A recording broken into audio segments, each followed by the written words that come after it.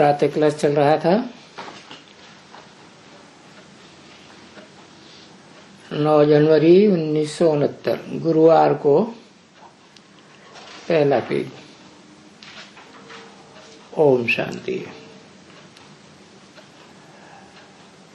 अभी पुरुषोत्तम संगम युग में बेहद का बाप इस शरीर द्वारा माना ब्रह्मा के टेम्परेरी शरीर के द्वारा जिसको जीव कहा जाता है, जीवात्मा, जीवित आत्मा, अभी इसमें आत्मा भी है, जीवन भी है। बच्चे जानते हो कि जीवात्मा आत्मा भी है, और तुम बच्चे ये भी जानते हो कि इसमें परमात्मा भी है।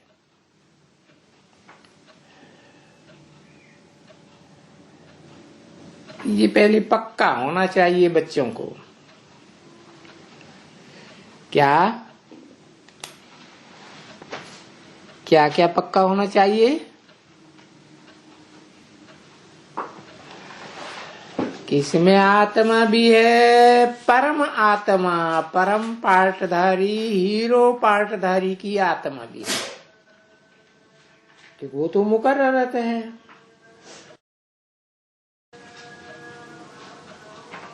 ये बात बच्चों को पक्का होना चाहिए।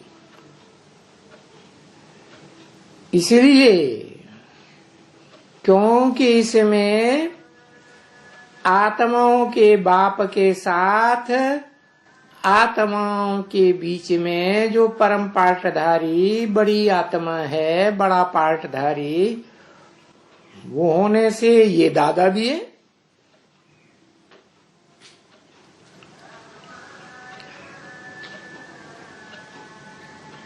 क्योंकि पुरुष सभी भाई भाई हैं। जो भी शरीर रूपी पुरी में निवास करने वाली आत्माएं हैं, वो सब भाई भाई।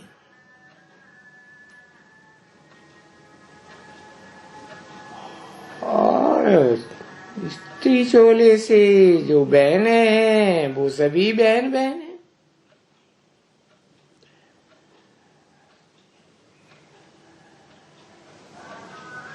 तो ये बच्चों को अच्छा निश्चय है।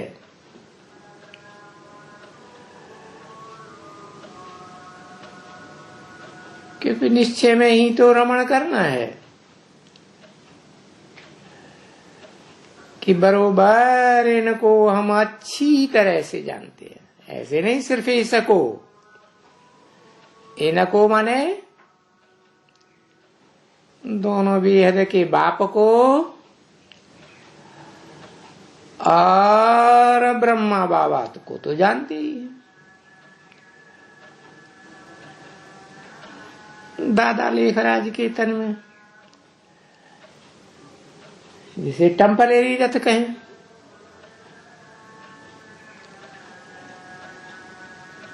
तो बाबा जिस समय पधारा है,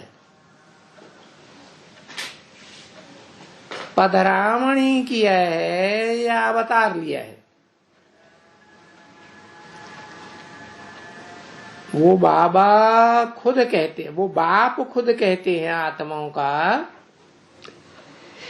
कि मैं इन दोनों के तन में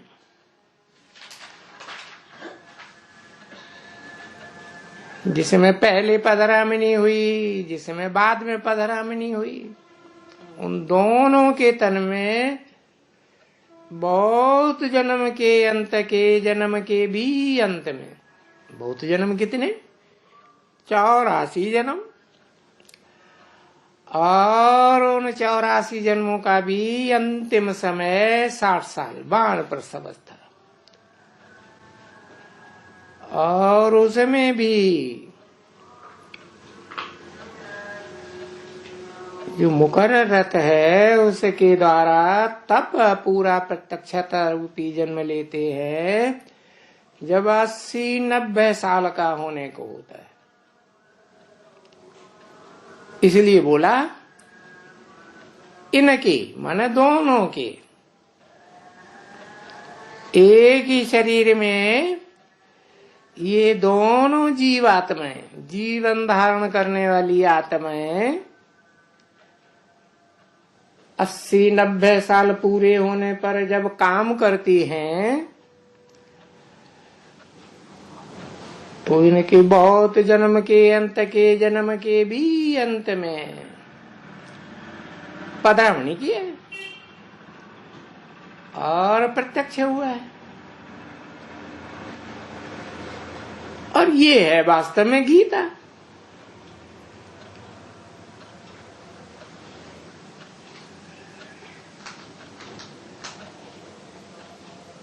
जिसे कहते हैं सब धर्मों का माई बाप।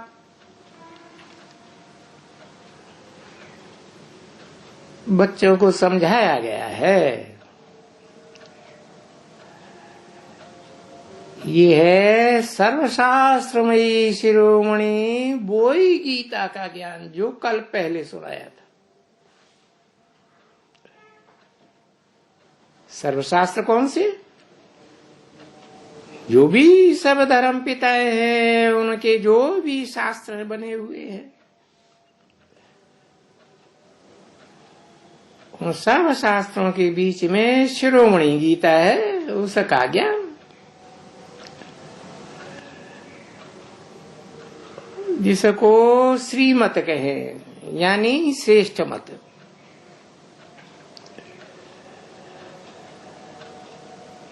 अब ये तो समझते हो, खास करके इस पुरुषोत्तम संगम युग में, कि ये श्रेष्ठ ते श्रेष्ठ मत है, ऊंचे ते ऊंचे भगवान की। क्योंकि ऊंचा और नीचा का भेद इस सृष्टि का है। इस सृष्टि में नंबरवार पार्टधारी है। ऊंचे ते ऊंच पार्ट बजाने वाले, नीचे ते नीचे पार्ट बजाने वाले। परंतु श्रेष्ठ मत ऊंचे ते ऊंचे भगवान की है। जिस मत से श्रेष्ठ है या जिसकी मत से श्रेष्ठ है,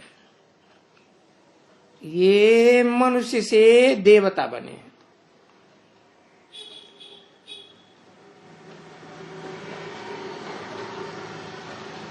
देवता कहा ही जाता है। 16 कला संपूर्ण को देवता कहा जाता है। कलातीत विष्णु को भी देवता कहा जाता है। और श्रेष्ठ मत से ये भ्रष्ट मनुष्य, वो श्रेष्ठ मत से फिर जब वो मनुष्य श्रेष्ठ देवता बनते हैं, और तुम आए ही हो इसीलिए श्रेष्ठ देवता बनने के लिए। ये तो अच्छी तरह से तुम जानते हो कि बाप भी खुद कहते हैं कि मैं आता हूं, तुम भ्रष्ट विकारी मत से श्रेष्ठ निर्विकारी मत वाले देवता बनाने के लिए तुम बनते हो।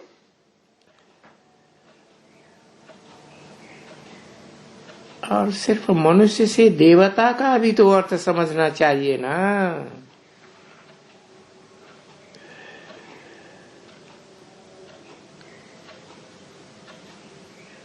कि विकारी मनुष्य से निर्विकारी देवता बनाने के लिए आते हैं।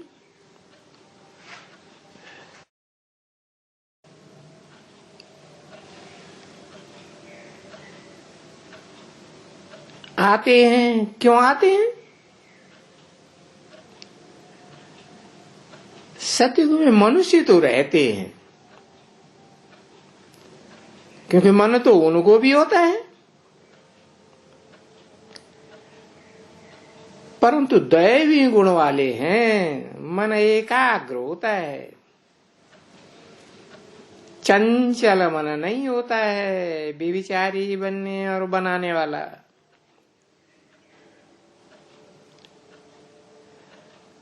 और अभी कलयुग में आसुरी गुण वाले हैं,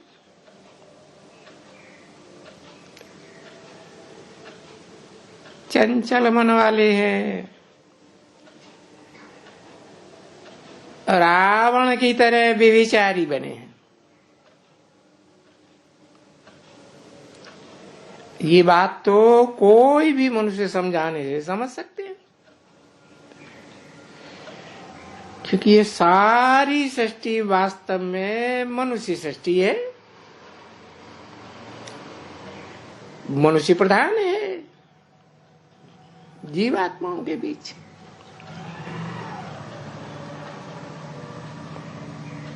तो सारी सृष्टि तो आसुरी गुण वाली है, और इस सारी सृष्टि से जो सदा परे स्टेज में रहता है वो है, उसे की है ईश्वरीय बुद्धि, सात्विक बुद्धि, सदा सात्विक। और ये कलयुगी मनुष्यों की आसुरी बुद्धि।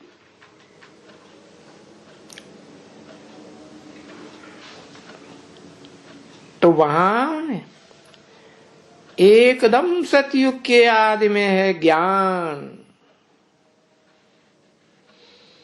जिस ज्ञान में अज्ञान का नाम निशान नहीं।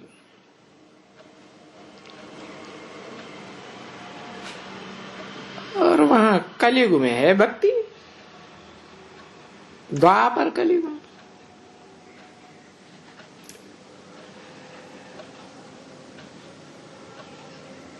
तो बाप ने समझाया है कि ये भक्ति का ज्ञान और ये ज्ञान की बातें कैसे समझाते हैं और कौन समझाते हैं।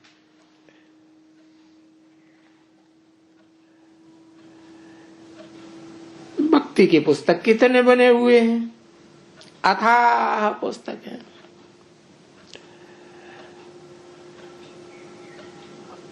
और ज्ञान की पुस्तक कितने हैं,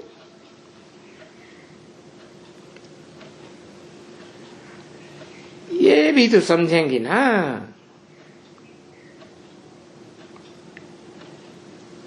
तो जो ज्ञान का सागर है,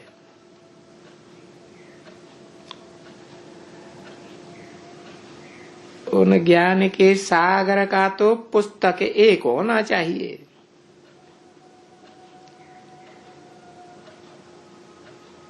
सागर भी एक होना चाहिए तो पुस्तक भी एक होना चाहिए।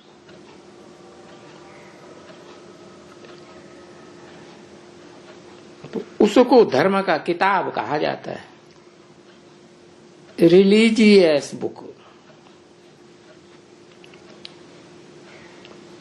तो बरोबर बच्चे समझ गए हैं कि जितने भी धर्मशास्त्र हैं, किताबें हैं, उनमें पहली पहली रिलीजियस बुक गीता है।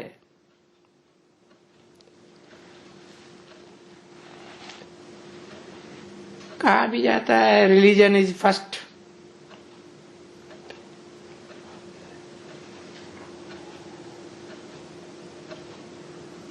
पीछे है रिलीजियस बुक।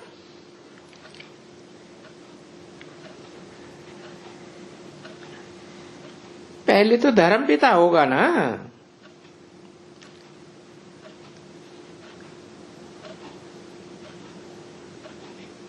क्योंकि रिलीजन तो अलग अलग है ना।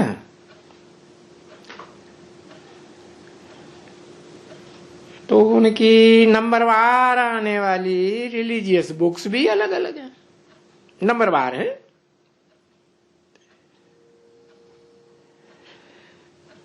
तो ये है पहले पहले श्रीमद् भगवत गीता।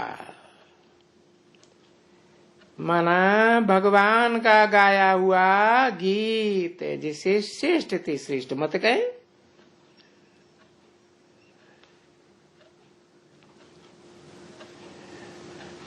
देखो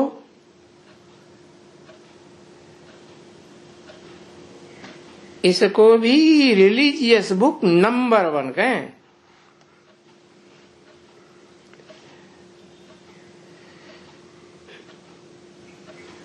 क्योंकि बच्चों को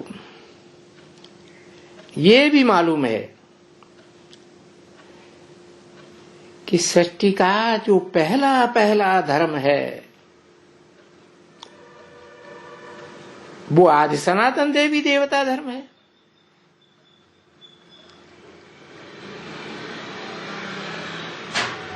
तो धर्म पिता भी एक होना चाहिए। और जैसे मुसलमान लोग अभी भी कहते हैं अल्लाह बल्दीन, अल्लाह माने ऊंचे ते ऊंचे,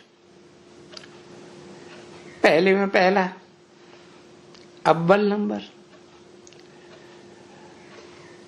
और उसका धर्मशास्त्र भी पहले में पहला।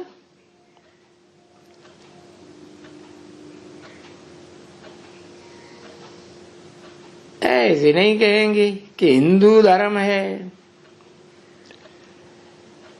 क्योंकि हिंदू धर्म का तो कोई एक धर्म पिता ही नहीं।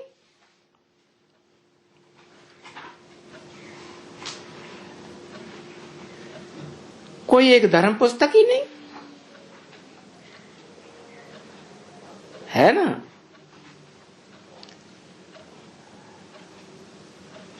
वास्तव में है सृष्टि के आदिकाल से ही अर्थात सनातन काल से ही देवी देवता धर्म तो बहुत पुराना, अति पुराना होने के कारण उनके लिए मनुष्य बेचारे भूले हुए।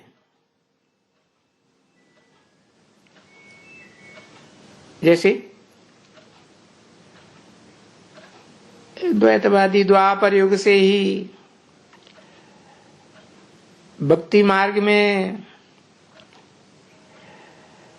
जो सबसे पहले पहले द्वैतवादी धर्म पिता आया इब्राहिम, उसका कोई फोटो मिलता है? उसका नहीं मिलता। बाकी सब धर्म पिताओं के मिलते हैं। क्यों? क्योंकि भक्ति मार्ग में वो सबसे पुराना हुआ, तो उसी को जब भूले हुए हैं तो भक्ति मार्ग से पहले तो है ज्ञान मार्ग। ज्ञान मार्ग शुरू होता है तो भक्ति खत्म हो जाती है। इसलिए कहते हैं ज्ञान भक्ति वैराग। ज्ञान मिलता है तो भक्ति से वैराग आ जाता है। ऐसे समझाते हैं ना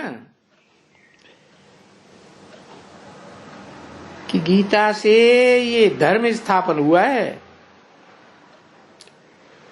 ये माने कौन सा धर्म? अल्लाह बल्दीन का धर्म। और गीता ही गाई है।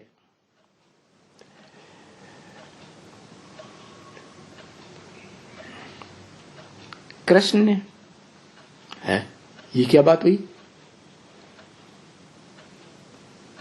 कौन से कृष्ण ने गाई है?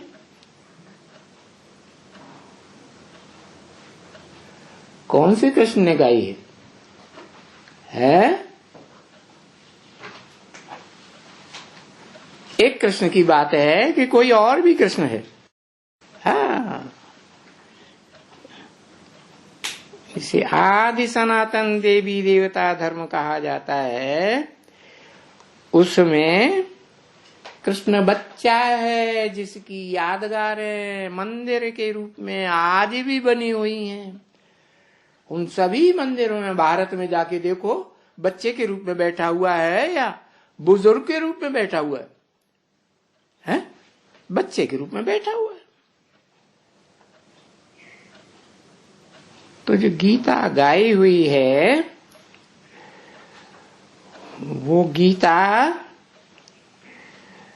उस निराकार भगवान ने गाई है, जो निराकारी लोक से इस दुनिया में आता है और जिस कृष्ण बच्चे को अव्वल नंबर प्रेफरेंस दे करके पधरामणी करता है, वो है सनातन धर्म का सनातनी कृष्ण बच्चा। बाकी ऐसे नहीं है कि पैदा होते ही 16 कला संपूर्ण बन जाएगा। शास्त्रों में क्या दिखाते हैं कृष्ण को? 16 कला संपूर्ण दिखाते हैं या कलाहीन दिखाते हैं? क्या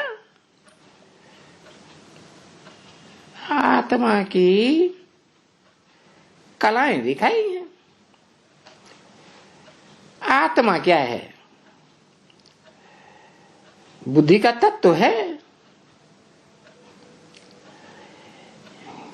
जैसे आत्मलोक में ब्रह्म तत्व है, वो बुद्धि पत्थर बुद्धि भी बन जाती है और फिर पार्श बुद्धि भी बन जाती है। तो जो टोटल पत्थर बुद्धि बन जाती है सृष्टि के अंत में, कलयुग के अंत में, वो ही अव्वल नंबर पारस बुद्धि बनती है आदि सनातन समय में, सृष्टि के एकदम आदि में। तो देखो, बहुत पुरानी बात होने से ये बड़ी मुझ हो गई है। और कोई से भी पूछेंगे तो बोलेंगे कि ये गीता परंपरा से ये कृष्ण ने गाई है, जन्म जन्मांतर की परंपरा से। उन्होंने तो देह के रूप में जन्म समझ लिया है। वास्तव में ये दैहिक सृष्टि तो 5 तत्वों से बनती है। बाद में पहले तो इस सृष्टि पर 5 तत्वों से परे का तत्व इस सृष्टि पर कंट्रोल करता है। कौन सा तत्व?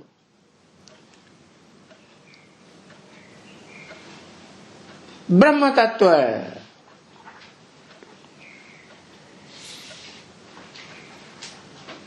तो ब्रह्म तत्व में कंट्रोलर है, क्योंकि ब्रह्म तत्व तो जड़ है। कंट्रोलर कौन है?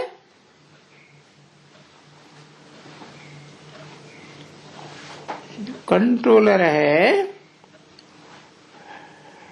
वो कंट्रोलर निराकार तो है, लेकिन चैतन्य भी है। जैसे ये निराकारी धाम है लेकिन जड़ है, चैतन्य नहीं है। परम धाम जिसे कहते हैं आत्मलोक, आत्माएं निराकार हैं,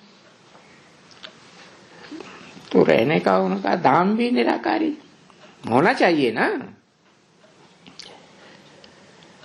परंतु इस सृष्टि पर कलयुग के अंत में तो निराकार का बोलबाला हो जाता है कि साकारियों का बोलबाला हो जाता है? साकारियों का बोलबाला हो जाता है, देहधारियों का बोलबाला हो जाता है। तो वो निराकार बाप जो सदैव निराकारी स्टेज में रहने वाला है, वो जब निराकारी धाम को त्याग करके इस सृष्टि पर आता है, तब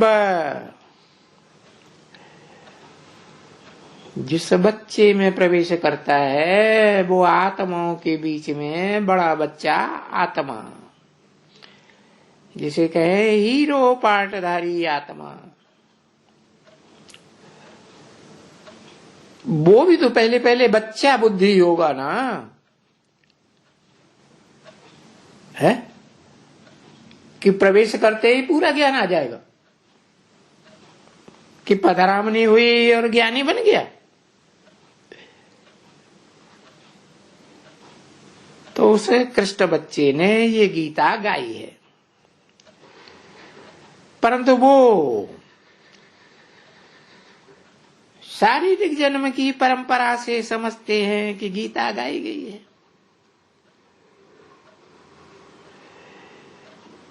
क्योंकि जो शासन करने के शास्त्र हैं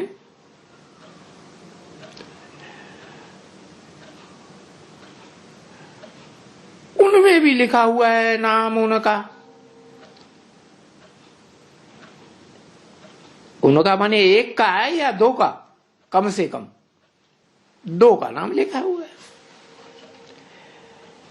लेकिन देहधारियों ने समझ लिया है देहधारी कृष्ण का।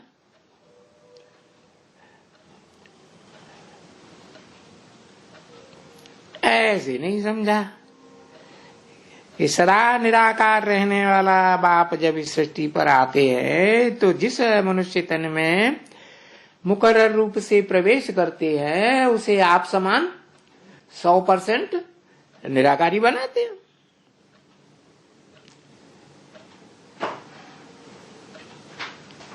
तो वो जो भक्ति मार्ग के मनुष्य हैं वो तो यही कहेंगे कि ये शारीरिक जन्म की परंपरा से 16 कला संपूर्ण कृष्ण ने गाई है। क्योंकि जो शरीर होते हैं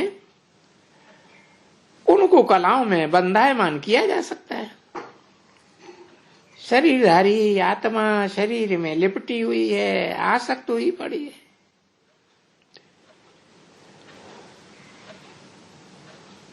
तो वो समझते हैं 16 कला संपूर्ण ने गीता गाई। क्योंकि जो शास्त्र है और जो भी शास्त्र है उनमें भी लिखा हुआ है उनका नाम,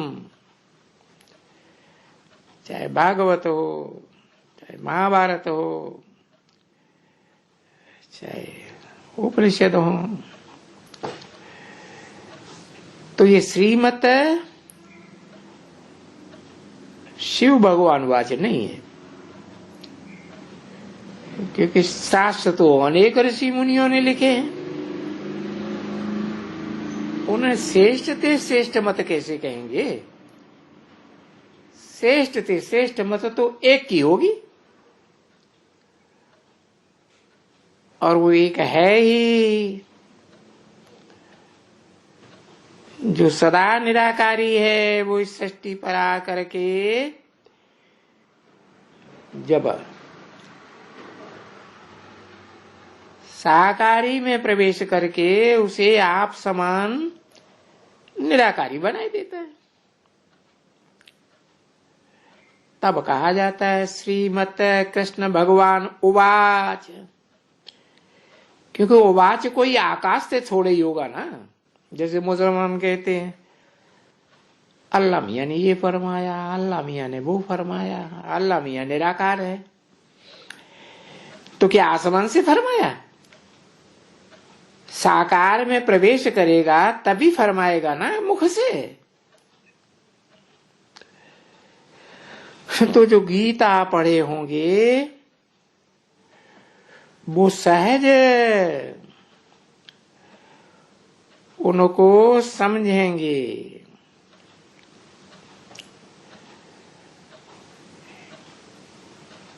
कि जो कृष्ण है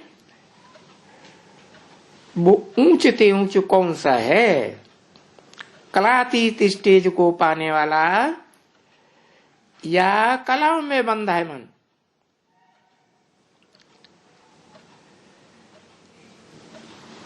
कलाओं में बंधा है मन को तो भगवान नहीं कहेंगे।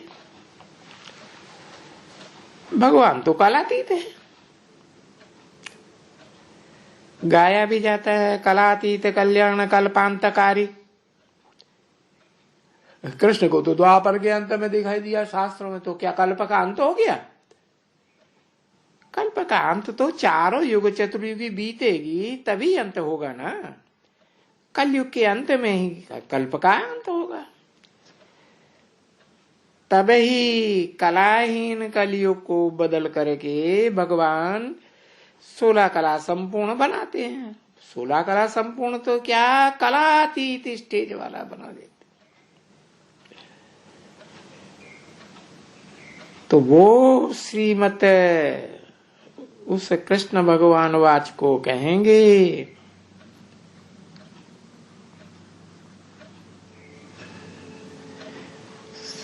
कलाओं में बंधा है मन, 16 कला कृष्ण संपूर्ण को भगवान वाच नहीं कहेंगे। हाँ, 16 कला संपूर्ण कृष्ण की आत्मा येन केन प्रकारेण, जो कलातीत बनने वाली आत्मा है, भोगी आत्माओं के बीच में उसमें प्रवेश कर जाए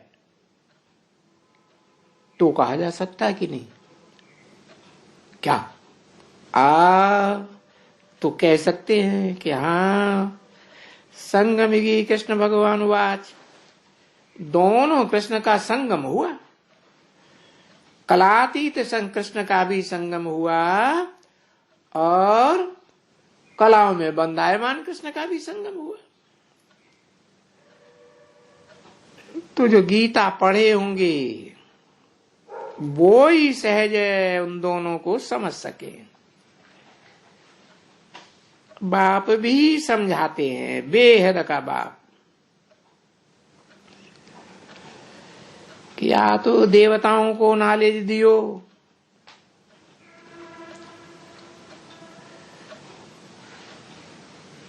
क्योंकि देवताएं, इस ज्ञान से देवताएं बने,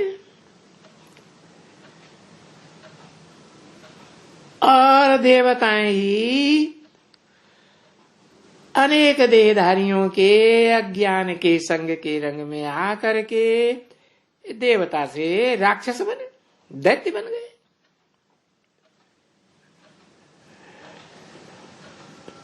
तो दैत्यों को देवता बनाने का ज्ञान देने बाप आए हैं और बाप दे रहे हैं।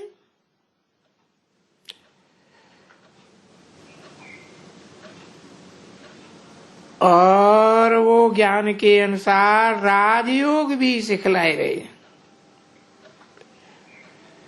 जो भारत का राजयोग बहुत प्रसिद्ध है।